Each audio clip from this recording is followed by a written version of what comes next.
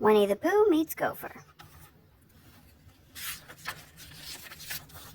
1965, Little Golden Book. Winnie the Pooh lived in the forest under the name Sanders, which means he had the name Sanders over the door, and he lived under it.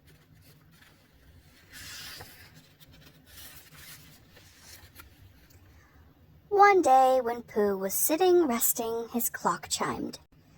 "Now what does that mean?" wondered Pooh. He knew it meant something, but being a bear of little brain, he had to think and think. Ah, yes, that was it. It was time for his stoutness exercises. Up, down went Pooh, humming little hum. Doing his stoutness exercises always made Pooh hungry. Oh, bother. The honey pot was empty again. There was nothing in it. He would have to go out and find some. And so, Pooh went out walking, and he came to a sandy bank with a hole in it. It was Rabbit's hole, and Rabbit might say, "What about a bit of lunch?" "Is anybody home?" called Pooh. "No," said a voice. "Bother," said Pooh. "Isn't that you, Rabbit?"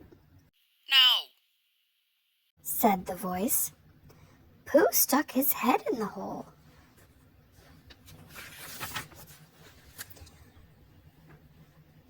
"Oh, hello, Pooh," said Rabbit. "What a pleasant surprise. What about a bit of lunch?" "I do feel like a little something, now that I come to think of it," said Pooh, and he settled down to a large small helping of honey and condensed milk, without the bread. For a long time, Pooh ate and ate and ate. Then, in a rather sticky voice, he said goodbye to Rabbit and started to climb out of the hole. "Oh, help. Oh, bother. I'm stuck," said Pooh.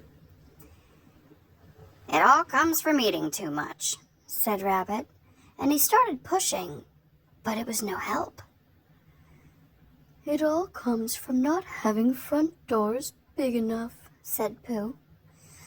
"I shall go and fetch Christopher Robin," said Rabbit, dashing out the back door. "Don't go away."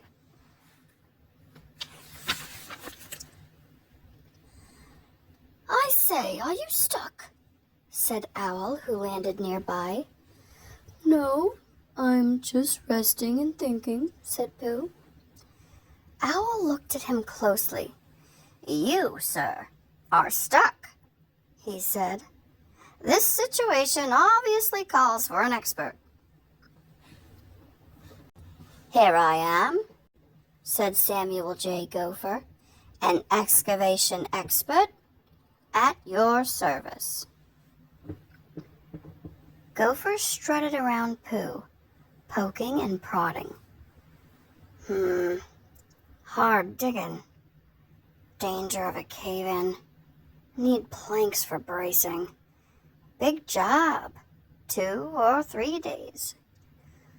2 or 3 days, said Pooh. "What about lunches?" No problem. Always bring my own lunch. Run into money. Strictly cash. Think it over. Let me know. Here's my card." And he disappeared as suddenly as he had come. "Cheer up, Pooh Bear. We're coming," called a voice. Christopher Robin and Kanga and Roo and Piglet and Eeyore and Rabbit appeared over the hill. They started pulling and pulling.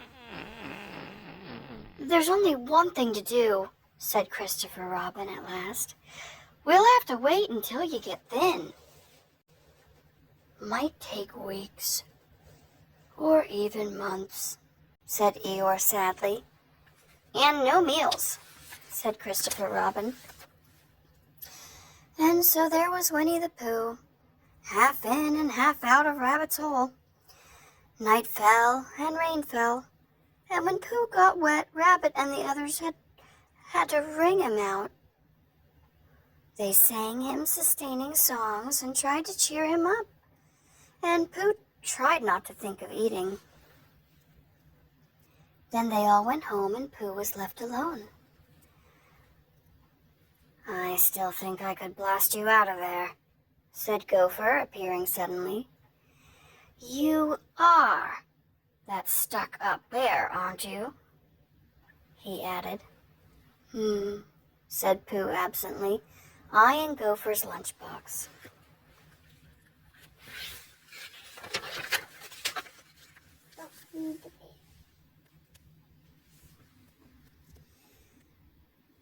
What's in that box? Said Pooh, suspecting something. Let me see, said Gopher busily. There's a little cold salmon and some custard and, oh, yes, some honey. Honey, Breathed Pooh. Honey, gasped Rabbit inside his hole. Oh, no, not that. Finding his front door still full, he dashed out the back door and ran around just in time to see...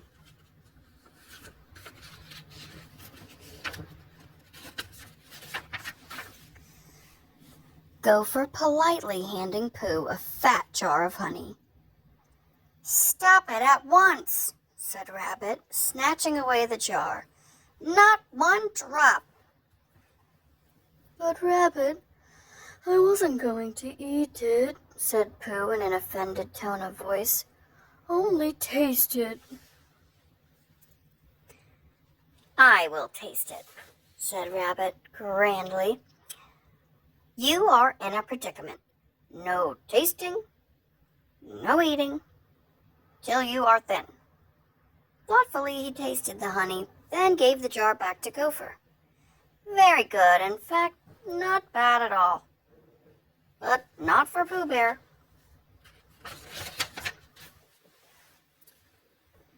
Rabbit was quite busy for a long time down in his hole. When he came up, he had a sign which he had made. The sign said, "Don't feed the bear." Gopher didn't come back after that. Pooh got thinner and thinner, until at last, when they all pulled, and Rabbit pushed, pop! Out came Pooh, and off he went flying into the air. Christopher Robin and Piglet and Eeyore and Kanga and Roo all landed in a heap.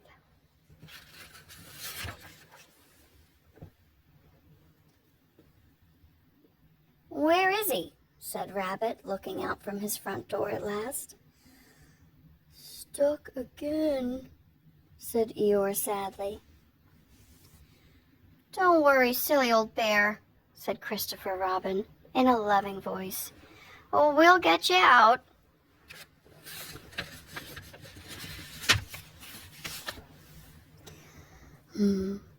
There's no hurry, Mumbled Pooh Bear.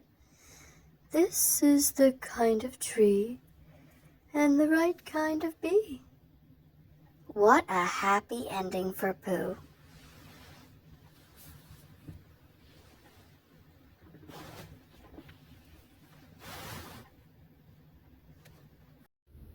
Thank you for watching. Don't forget to like and subscribe. I actually have a lot of old vintage books and I have some really cool new ones as well. And I'll be uploading around middle of the month each month.